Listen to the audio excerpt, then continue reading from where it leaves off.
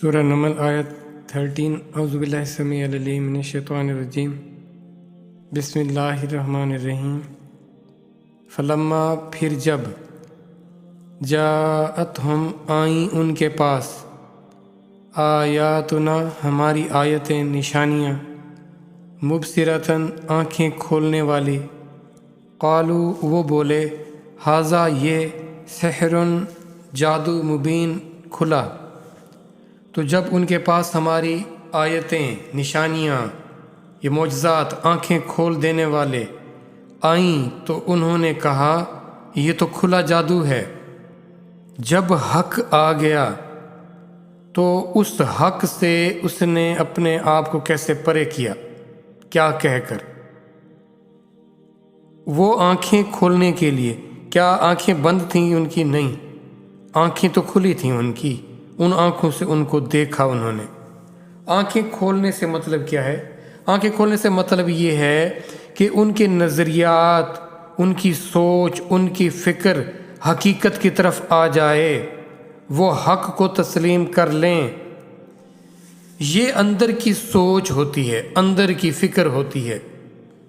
یہ باہر جو آپ چیزیں دیکھ رہے ہیں نا، یہ چیزیں آپ کی سوچ سے ریلیٹ کرتی ہیں۔ وہ سوچ کس سے پھر جڑی ہوئی ہے؟ کیا وہ حقیقت سے جڑی ہوئی ہے یا اس خواہشوں سے، دھوکے سے، نفس سے جڑی ہوئی ہے؟ حق سے جڑی ہوئی چیز صحیح حق دیکھے گی۔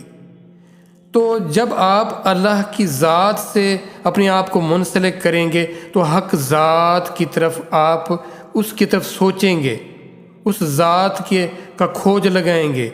آپ کی جو آنکھیں چیزوں کو دیکھ رہی ہوں گی، پھر جو ان کی حقیقت ہوگی ہے نا، ایک تو آئینہ ہے، ایک پس سے آئینہ کچھ ہوتا ہے، تو ایک سامنے ایک ظاہری رخ ہوتا ہے، ایک اس کا باطن کا پیچھے ایک معاملہ چل رہا ہوتا ہے۔ تو اصل وہ ہے مقصود۔ یہ ظاہر نے آپ کو ایک میڈیم کا کام کیا، ایک سورس، ایک ذریعے کا کام کیا وہاں تک لے جانے کے لیے۔ تو اب یہاں دیکھیں لفظ آیا ہے آیاتنا، ہماری آیتیں۔ اللہ نے ان معجزات کے لیے لفظ آیت استعمال کیا ہے، اور قرآن کے یہ جو جملے ہیں یہ بھی آیتیں، ان کے لیے بھی اللہ نے آیتیں کا فرمایا ہے، اور ان کے لیے بھی اللہ نے مبین، واضح، یہ واضح کرنے کے لیے، یہ وضاحت کے لیے، یہ اس حق کی طرف آپ کو لے جانے والی بات، اس کے لیے بھی وہی لفظ، اس کے لیے بھی وہی لفظ۔ تو ہمارے لیے قرآن ایک زندہ، ہمیشہ کے لیے ایک معجزہ ہے، اور اس کی اہمیت، اس کی فضیلت، کیا ہم اس کو تسلیم کرنے کو تیار ہیں؟ یہ حق کی طرف آپ کو لے جانے کے لیے، یہ آپ کی باطنی آنکھ کھولنے کے لیے، لیکن اس سے منہ پھیر لیا ہم نے، اس کو ہم نے غیر ضروری جان لیا۔ انہوں نے، اب دیکھیں، اب کیا گارنٹی ہے کہ آپ ہمارے سامنے بھی ویسے معجزات آ جائیں تو ہم بھی جیسے ہم نے ان آیتوں سے، اللہ کی اس کلام سے جیسے ہم نے وہ پھیرا ہوا ہے، جیسے ہم ان کی طرف آ نہیں رہے تو کیا گارنٹی ہم ان کی طرف آ جائیں گے؟ اور پھر جو اللہ کی ان معجزات کو دیکھ لیتا ہے، پھر اگر وہ منہ موڑتا ہے تو پھر اس کو پھر چھوڑا نہیں جاتا۔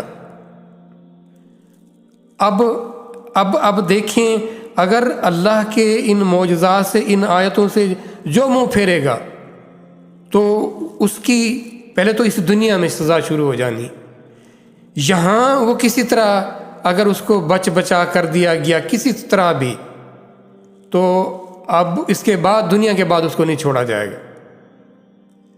تو خدارا یہ سمجھیے، قرآن کی واضح آیات کو جو اللہ نے ہمیں حق کی طرف کھلا ہمیں حق کی طرف لے جانے کے لیے، ہم کیا ان کی وہ تکریم، ان کی اس اہمیت کو تسلیم کر رہے ہیں؟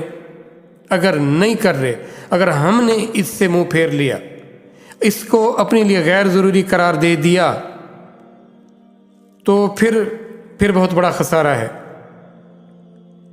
یہ اندر کی باطن کی تھی نا، وہ بصیرت، وہ بصیرت جو حاصل ہونی چاہیے ہر انسان کو۔ ویسے تو یہ سارے معاملات ہمارے ارد گرد چل رہے ہیں، ایک ایک چیز اللہ کی آیت ہے، نشانی ہے، کائنات کی ایک ایک چیز، ایون کہ آپ کا میرا سب کا وجود، ہر ایک چیز جو اس کی تخلیق ہے وہ اس کے ہونے کی، اس کی کبریائی، اس کی عظمت کا ثبوت ہے، واضح ثبوت ہے۔ کون ہے جو یہ دعویٰ کرے کہ اس کائنات کو، ان سورج چاند ستارے ہواؤں فضاؤں کو، تمام مخلوقات کو میں نے تخلیق کیا ہے کوئی بتانے والا، دعویٰ کرنے والا؟ کرے بھی تو کیسے کرے؟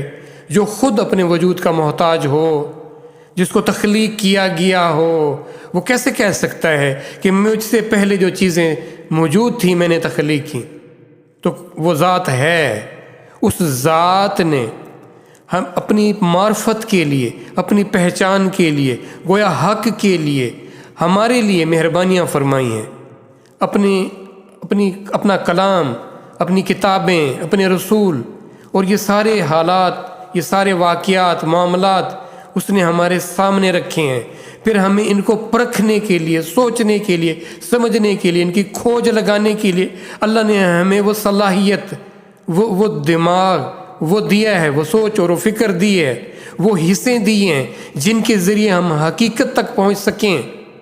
لیکن افسوس، ہم نے ان ساری صلاحیتوں کو، ان ساری چیزوں کو اپنی خواہشوں کے لیے، اپنی آرام پرستی کے لیے، ہم نے ان کو ان چیزوں میں لگا کے رکھا ہوا ہے۔